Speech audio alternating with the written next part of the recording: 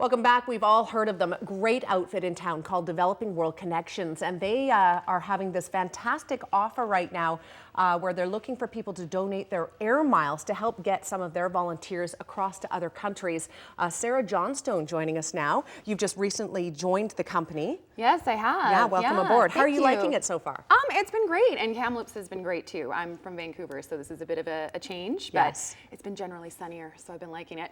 But generally snowier too. Yes, that's a bit of the trade-off, but I think I can handle that. Good for you. Rain. Yeah. Good for you. So let's talk about this. Is it for the whole month of November this is going on? So basically we're wrapping up with our last week here. This is our second year in a row partnering with Aeroplan, and it's called their Miles Without Borders campaign.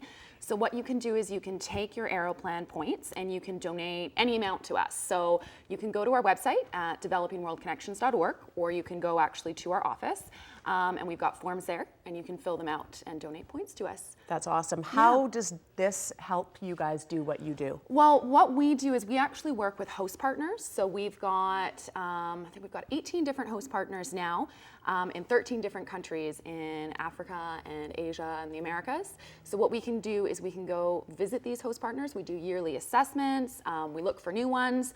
That's what we do kind of internationally. And then nationally, we also go to different trade shows across Canada. We do team leader training as well, seminars in different places. So it really helps us because it allows us to take the dollars that we would use for that and be able to funnel more of it into these projects we have in different countries. Which is awesome. Yeah, absolutely. You don't want to spend the money on the airfare if you don't have exactly. to, right? Yeah. We also have some pictures that you sent in sort of depicting some of the projects you've been taking part in. So do you have sort of a feel on each of these pictures and what's going on? Well, the first one we're looking at here, this is actually in Cambodia, and this, believe it or not, is someone's house for an entire family, and this is what they were actually living in prior to DWC volunteers getting there. So this family was actually chosen by members of the community to have one of their dreams fulfilled.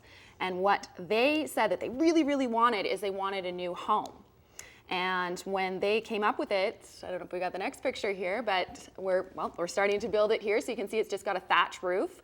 Pretty simple, nothing big by our standards. But a huge deal for them. A huge deal to them, and that's sort of what the inside of a new home looks like. And if you can remember what the picture looked like before, that's certainly a lot bigger.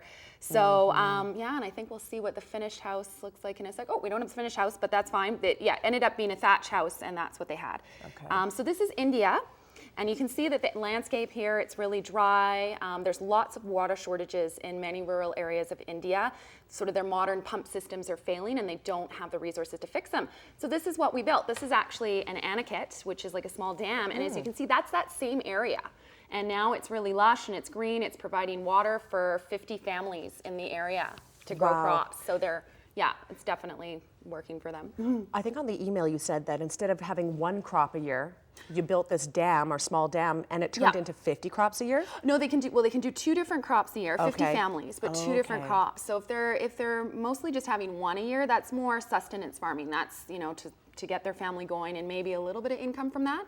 Whereas if they can do 2, they can actually start making a profit and selling it. So it's very sustainable. All the work we do, that's our big focus, is to make sure that we go in there and these communities can keep going forward with that. That's fantastic. Yeah. So again, just a reminder to people who would like to donate some of their air miles, what's the easiest way to do that? The easiest way is to go to our website for sure. So that's developingworldconnections.org.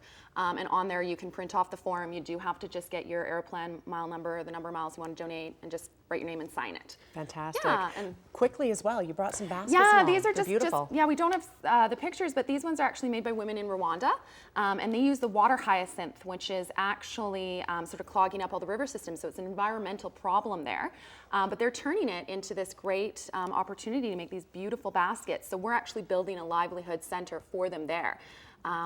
Which is an ongoing large project we have. So that's another way that you can help contribute. Fantastic. Yeah. You guys are doing all kinds of great things, and it's always neat to hear the stories of where you guys and anyone can get involved. I always stress that. Any age, any skill level, Fantastic. Definitely. Thank you so much. Yeah, do you have a goal as how many miles you'd like to see come in? Well, last year we saw just over 400,000, so we're hoping to see that again. We're slowly seeing them trickle in. It's usually the last week where everyone kind of gets on it. So it saved us up to $20,000 in flight costs last year. Okay, let's hopefully that we'll see that happen again. Absolutely. Sarah, thank you so much for coming on today. Thank you for having me. Okay, quick break. When we come back, we're going to be checking in with Tom Friedman and Sharon Simpson from the Kamloops Film Society. A great film debuting tonight down at the Paramount. We'll tell you about that in just a minute.